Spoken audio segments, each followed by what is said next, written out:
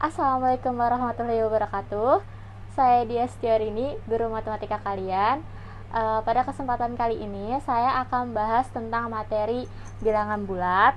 Nah, sebelum kita masuk ke pembahasan materi, mari kita mengenal beberapa jenis-jenis bilangan. Nah, berikut adalah beberapa jenis-jenis dari bilangan. Yang pertama ada bilangan asli. Bilangan asli atau natural number yaitu terdiri dari 1, 2, 3, 4, dan seterusnya. Jadi kalau bilangan asli itu terdiri dari bilangan positif. Nah, kalau misalnya bilangan cacah, yang kedua, bilangan cacah itu sama dengan bilangan asli, tapi angka pertamanya itu ditambahkan dengan angka 0. 0, 1, 2, 3, 4, dan seterusnya. Nah, selanjutnya yang ketiga yaitu bilangan bulat. Ini akan menjadi pokok pembahasan kita. Bilangan bulat yaitu apa? Ada yang tahu gak? Jadi, bilangan bulat yaitu terdiri dari bilangan negatif, bilangan 0, dan bilangan positif. Contohnya misalkan min 4, min 3, min 2, min 1, 0, 1, 2, 3, 4. Nah, jadi bilangan bulat itu terdiri dari bilangan negatif, bilangan 0, dan bilangan positif. Yang keempat ada bilangan rasional. Nah, kalau bilangan rasional itu adalah semua bilangan bulat. Tadi bilangan bulat itu apa? Bilangan bulat yang terdiri dari bilangan negatif, bilangan 0, dan bilangan positif. Bilangan rasional adalah semua bilangan bulat ditambah pecahan. Berarti misalkan min 4, 0, 1, 1/2 ini termasuk bilangan pecahan, atau bisa juga 2/3. Nah, semua bilangan bulat ditambah pecahan dan desimal yang bisa menjadi pecahan dan bilangan yang bisa keluar dari akar. Jadi bilangan desimal yang bisa keluar menjadi pecahan. Contoh misalkan 0,25. Kalau jadi pecahan berarti jadinya itu 1/4. Terus dan bilangan akar yang bisa keluar dari akarnya. Contoh misalkan akar 4. Dia bisa menjadi 2 gitu. Jadi bilangan rasional itu semua bilangan bulat ditambah pecahan dan desimal yang bisa keluar menjadi pecahan dan akar yang bisa keluar dari akar. Kalau misalkan akar 1 bisa nggak keluar dari akar? Nggak bisa, berarti dia bukan termasuk bilangan rasional. Selanjutnya bilangan irasional. Nah, ada rasional, ada irasional. Hati-hati nih, jangan sampai ketukar rasional dan irasional. Kalau irasional, kalau bilangan irasional itu terdiri dari desimal yang tak berujung. Misalkan itu 1,666 nih. Ini namanya desimal tak berujung. Terus desimal yang tidak bisa diubah ke pecahan. Contoh misalkan desimal yang tidak bisa diubah ke pecahan 0,1234556. Nah, desimal bentuk seperti ini itu tidak bisa diubah menjadi pecahan. Terus ada juga bilangan yang tidak bisa keluar dari akar. Contohnya tadi akar 3. Akar 3 bisa nggak keluar dari akar? Nggak bisa. Berarti kalau desimal yang tidak bisa diubah menjadi pecahan, akar yang tidak bisa keluar dari akar itu disebut dengan bilangan irasional. Nah, selanjutnya adalah poin ke-6. Semua bilangan di atas termasuk bilangan real. Apa aja sih yang dimaksud dalam bilangan real? Jadi yang dimaksud dengan bilangan real itu seperti bilangan asli, bilangan cacah, bilangan bulat, bilangan rasional, dan bilangan irasional. Ingat ya, harus diingat-ingat, jangan sampai lupa. Jadi bilangan real itu terdiri dari bilangan asli, bilangan cacah, bilangan bulat, bilangan rasional, dan irasional. Nah, selanjutnya adalah bilangan imajiner. Apa sih yang dimaksud dengan bilangan imajiner? Jadi bilangan imajiner adalah tidak terbayangkan dan tidak bisa diwujud nyatakan. Gitu. Tidak terbayangkan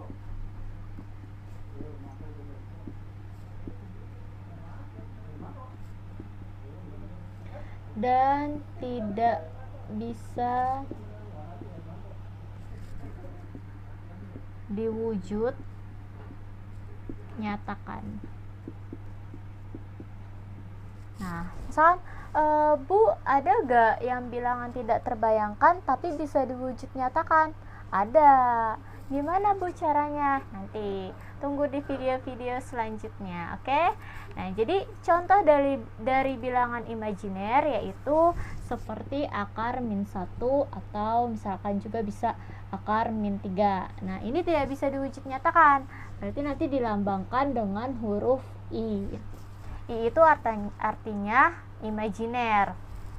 Nah, selanjutnya adalah bilangan kompleks. Bilangan kompleks yaitu campuran dari bilangan real dan bilangan imajiner. Campuran dari bilangan real dan imajiner. Kita dapat lagi nih bilangan real. Hayo, tadi apa bilangan real itu? Jangan sampai lupa ya. Imajiner juga tadi pengertiannya apa, harus diingat-ingat. Yang ke-9 yaitu bilangan ganjil. Bilangan ganjil adalah bilangan bulat yang tidak habis dibagi 2. Ingat ya, bilangan ganjil bilangan bulat yang tidak habis dibagi 2. Contoh misalkan 3/2. Ini hasilnya 1 sisa 1. Kenapa ditulisnya 1 sisa 1? Kalau misalkan kita pakai cara pembagian ke bawah, 3/2. Yang mendekati 3 berarti dikali 1. 1 kali 2, 2. Nah, ini sisa 1. Jadi tadi kan bilangan ganjil itu pengertiannya bilangan bulat yang tidak habis dibagi 2. 3/2, 1 sisa 1. Ini bukti nyatanya. Nah, yang ke-10 adalah bilangan genap. Kalau bilangan genap berarti bilangan bulat yang habis dibagi dengan 2. Ingat ya, kalau bilangan ganjil bilangan yang tidak habis dibagi dengan 2. Kalau bilangan genap yang habis dibagi 2. Contohnya seperti 8/2. Berapa nih 8/2? 4 dengan sisa 0. Bener gak? Coba kita buktikan. 8/2. Di sini kali 4, 8, sisanya 0. Berarti habis dong dibagi, yang habis dibagi 2 ya. Nah, selanjutnya yaitu bilangan prima. Bilangan prima yaitu bilangan yang hanya bisa dibagi oleh 1 dan dengan dirinya sendiri. Bilangan yang bisa dibagi dengan angka 1 atau dibagi dengan 1 dan dengan dirinya sendiri.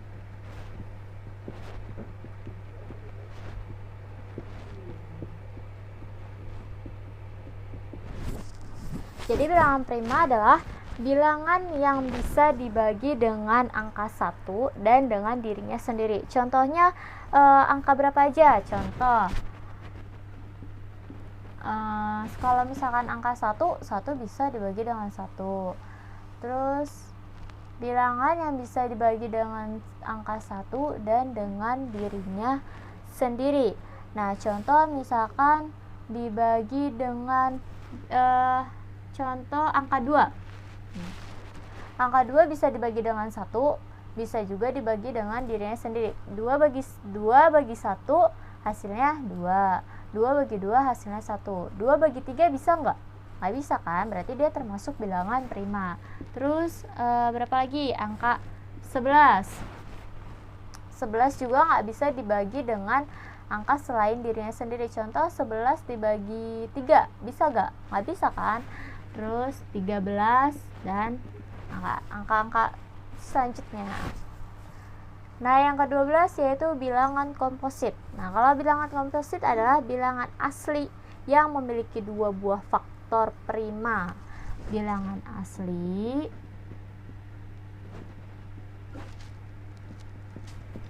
yang memiliki 2 buah faktor prima. 2 buah faktor prima. Nah, contohnya itu adalah angka 4.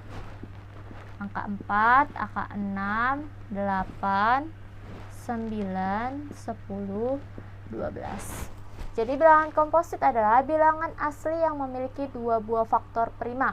Contohnya 4, 6, 8, 10 sama dengan 12. Nah, 2 buah faktor prima. Contoh ya, di sini dibikin pohon faktor.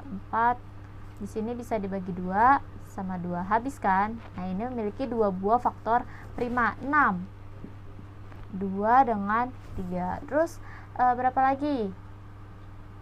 Ya, pokoknya bilangan komposit yaitu bilangan asli yang memiliki 2 buah faktor prima. Oke. Cukup segini contoh-contoh dari jenis-jenis bilangan. Misalkan ada yang tanya nih, Bu, apakah ini semua bakal dipelajarin di kelas 7? Oh, enggak. Jadi ini semua nggak bakal dipelajarin di kelas 7.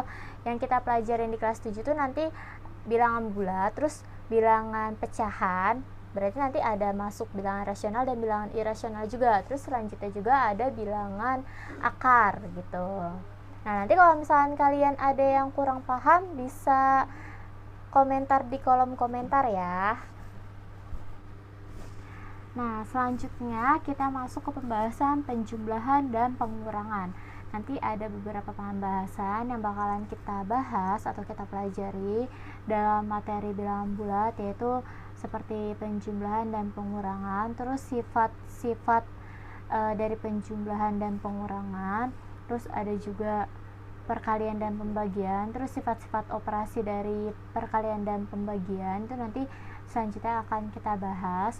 Nah, sebelumnya harus mari kita ingat-ingat dulu bagaimana cara menjumlah dan mengurang pecahan menggunakan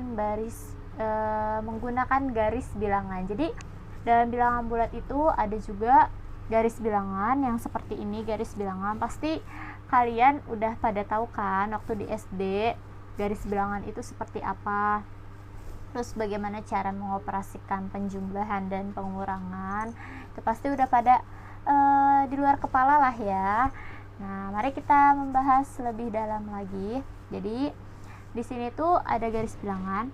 Nah, harus diingat kalau dalam garis bilangan semakin ke kanan berarti dia semakin besar nilainya.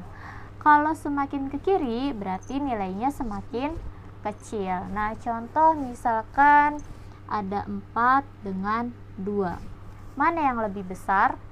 4 dengan 2? 4. Ya, karena apa? Karena semakin ke kanan semakin besar. Jadi 4 lebih besar dari 2. Nah, contoh lagi misalkan min 2 dengan 0. Mana yang lebih besar? Min 2 dengan 0? 0, iya. Oke, jadi min 2 lebih kecil dari 0. Kenapa? Karena semakin ke kiri semakin kecil nilainya. Paham ya untuk contoh yang seperti ini? Nanti kalian bakal dapat soal juga, misalkan kayak urutkan dari nilai terendah sampai tertinggi, terus ada nilai minnya, ada yang positif kayak gitu. Nah, oke, langsung aja nomor 1. Min 5 ditambah 9. Min 5 ditambah 9. Berarti harusnya kemana dulu nih arahnya? Ke kanan atau ke kiri? Ke kiri. min 5 nih, min 5 ditambah 9. Kalau ditambah berarti semakin ke kanan atau semakin ke kiri? Iya, semakin ke kanan. Ditambah 9 ya. Kita ganti spidol biar lebih jelas. Ditambah 9. Ini dari min 5 ya, dihitungnya tuh dari min 5. 1 2 3 4 5 6 7 8 9. Berarti min 5 ditambah 9 hasilnya 4. Nah gitu, paham kan?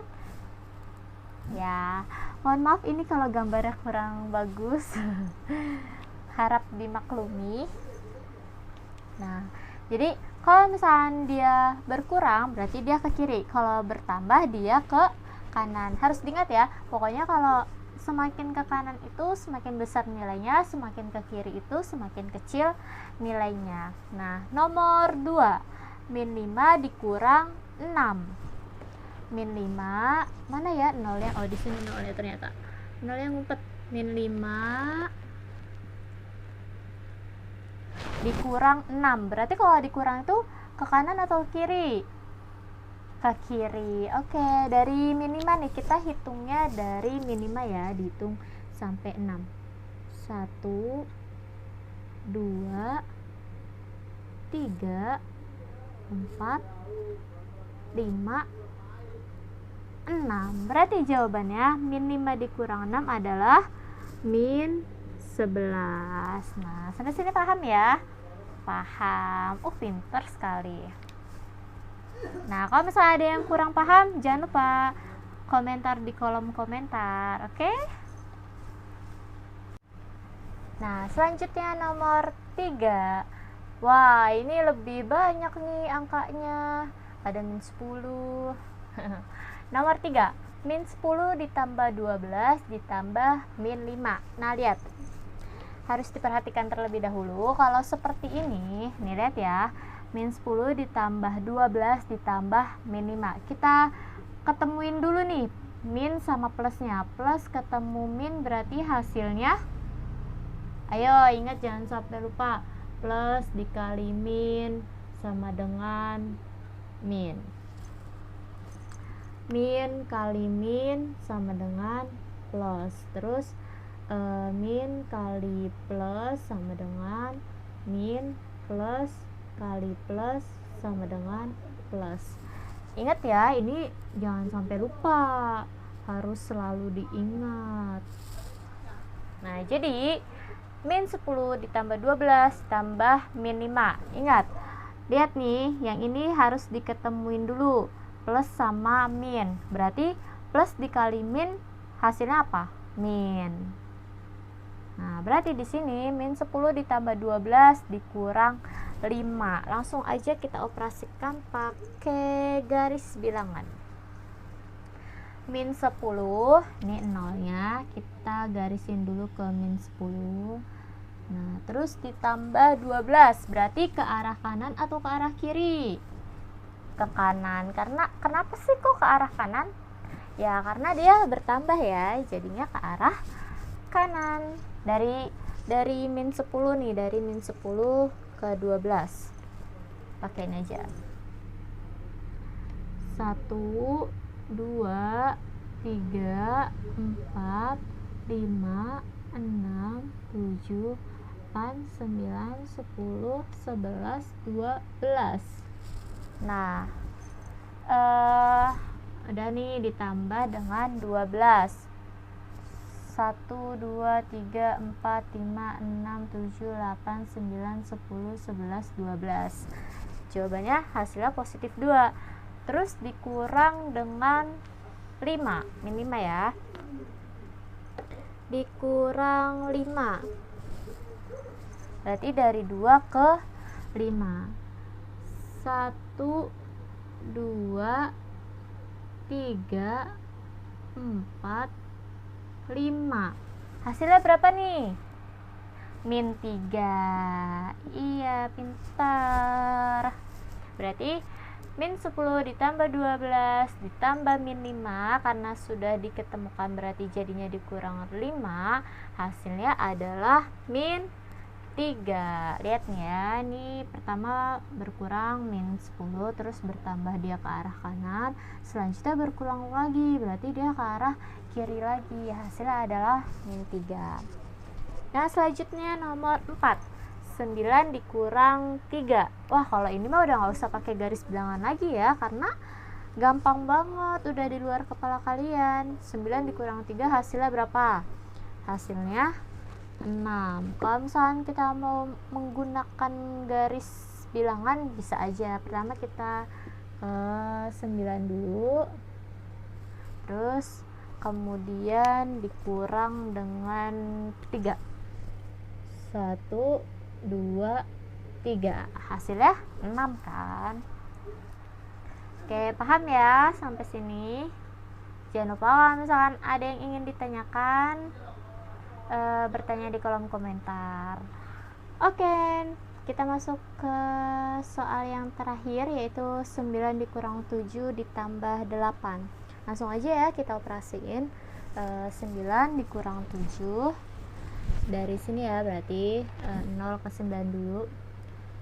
9 berkurang berarti dia ke kiri, berkurang 7 sini. 1, 2, 3, 4, 5, 6, 7, hasilnya yaitu 2. 9 kurang 7 hasilnya 2. Terus 2 ditambah 8. 2 ditambah 8. Dari 2 dihitungnya, kalau bertambah berarti dia ke kanan. Oke, 1, 2, 3, 4, 5, 6, 7, 8. Maka hasil dari 9 kurang 7 tambah 8 adalah berapa? 10. Nah, berikut adalah 5 soal pretest kalian. Kalau misalkan ada yang salah, dibenerin aja. Ini karena latihan. Yang penting udah paham kan cara mengoperasikan menggunakan garis bilangan itu seperti apa. Terus kalau semakin ke kanan itu semakin besar nilainya, kalau semakin ke kiri berarti semakin kecil nilainya. Ya, paham ya untuk 5 soal latihan kita. Oke. Selanjutnya kita akan masuk ke pembahasan sifat operasi hitung, penjumlahan, dan pengurangan. Nah, selanjutnya adalah pembahasan dari sifat operasi hitung, penjumlahan, dan pengurangan. Yang pertama itu ada komutatif. Komutatif artinya pertukaran posisi. Itu contohnya A ditambah B sama dengan B ditambah A. Langsung aja, misalkan kita pakai angka ya. Di sini kita contoh penjumlahan. Misal di sini 7 tambah 5 sama dengan 5 tambah 7. 7 tambah 5 hasilnya 12 sama dengan 5 tambah 7 hasilnya 12. Nah, karena dia hasilnya sama, berarti sifat komutatif pada penjumlahan bisa digunakan. Nah, kalau misalnya pada pengurangan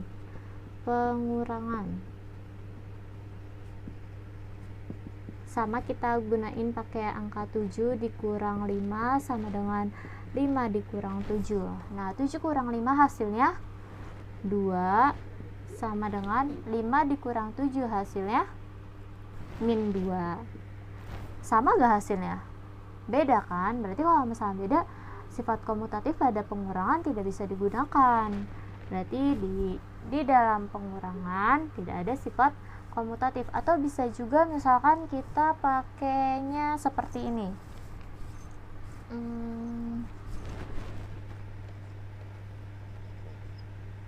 7, aduh nggak nyata. Misalkan kita pakai seperti ini ya, 7 dikurang 5 sama dengan, kan pertukaran posisi, berarti yang tadinya 5-nya positif dirubah menjadi negatif, min 5. Karena 7-nya negatif berarti dirubah menjadi positif, plus 7. 7 dikurang 5 berapa? 2 sama dengan min 5 ditambah 7, hasilnya 2. Nah, sama gak? Sama kan?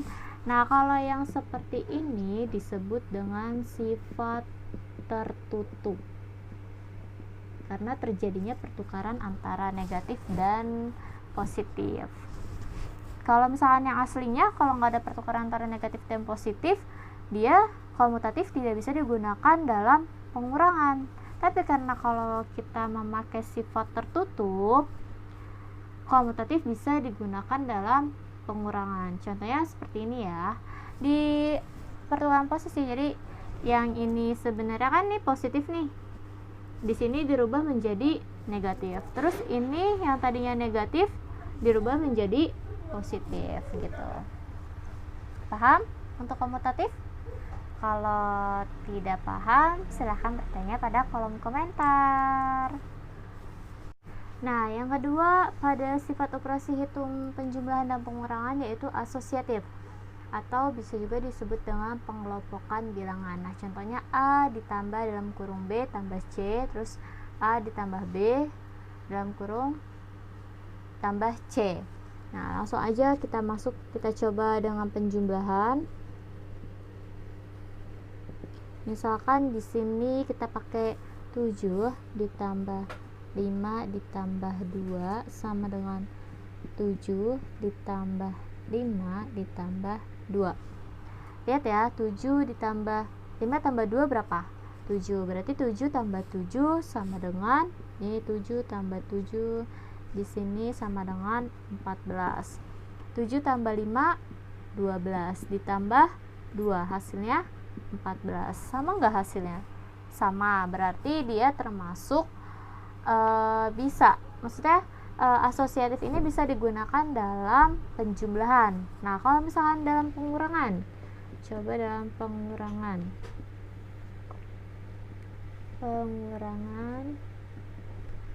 7 dikurang 5 kurang 2 sama dengan 7 dikurang 5 dikurang 2. 7 dikurang 5 kurang 2 3. 7 kurang 5 2 dikurang 2. 7 kurang 3 berapa? 4. Terus ini 2 kurang 2 0. Nah, bisa gak digunakan asosiatif dalam pengurangan? Tidak bisa. Berarti kalau misalnya kita mau coba biar supaya asosiatif bisa dalam pengurangan, kita pakai sifat tertutup atau yang tadi tuh pertukaran posisi gitu. Nah, misalnya kita coba ya pakai sifat tertutup. Ini dihapus aja. Kita coba pakai sifat tertutup dari pengurangan. Di situ ada 7 dikurang 5 dikurang 2. Kita mau sama-sama ke 0 nih. Karena ini tadi hasilnya 0, berarti kan di sini 7 kurang 5 kurang 2, terus selanjutnya yaitu 7. Ini kan min, berarti ditukar posisinya menjadi positif. Terus ini lagi 5. Yang tadinya positif ditukar posisi menjadi negatif, min 5. Nah, ini kan negatif kan? Berarti tukar posisi menjadi positif. Yang 2 positif ditukar menjadi negatif. Nah, seperti ini. Jadi 7 kurang 5 berapa? 2 dikurang 2 sama dengan 7 plus, lihat dulu yang di dalam kurung.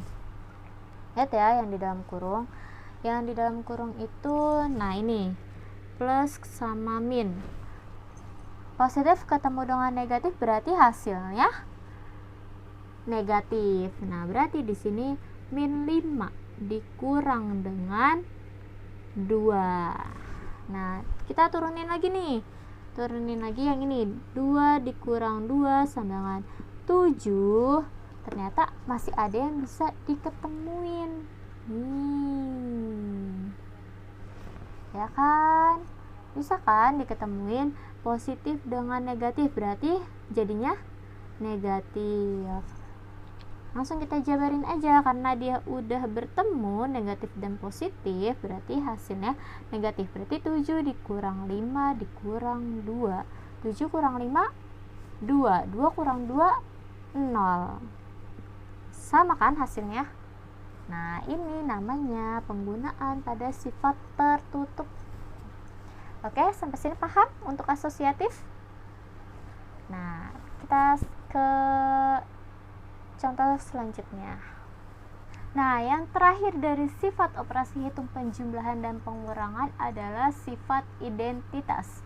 Jadi, identitas dari penjumlahan dan pengurangan adalah 0. Bilangan apa saja yang dijumlahkan dengan 0, maka hasilnya adalah bilangan itu sendiri. Ulangin ya. Identitas dari penjumlahan dan pengurangan adalah 0. Bilangan apa saja yang dijumlahkan 0, maka hasilnya adalah bilangan itu sendiri. Nah, contoh misalkan contoh 7 ditambah 0 sama dengan hasilnya 7. 7 dikurang 0 sama dengan hasilnya 7. Terus misalkan min 7 ditambah 0 sama dengan hasilnya min 7. Min 7 dikurang 0 sama dengan hasilnya min 7. Nah, jadi identitas dari penjumlahan dan pengurangan adalah 0.